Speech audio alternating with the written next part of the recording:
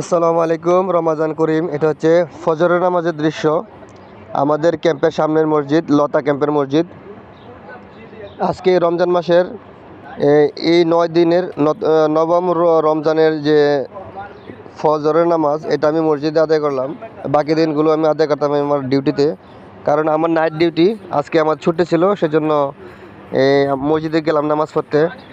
এবং মসজিদের ভিতরে ফুল, মসজিদের সামনে যে মাঠটা পর্যন্ত ফুল হয়ে গেছে। এত মানুষ, তারাবির মধ্যে যে পরিমাণ মানুষ হয়, ফজরের নামাজও সেই পরিমাণ মানুষ। আলহামদুলিল্লাহ, মাশাল্লাহ।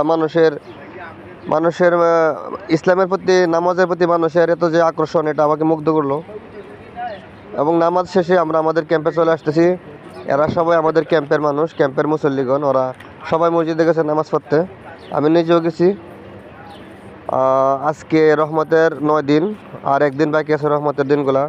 সবাই বেশি বেশি আমল করুন, সবাই বেশি বেশি নামাজ পড়ুন, তসবিহ তাহসলাম করুন, এবং সৎ পথে চলার চেষ্টা করুন, এবং সর্বদা চেষ্টা করুন 5 ওয়াক্ত নামাজ পড়ার জন্য। আসসালাম।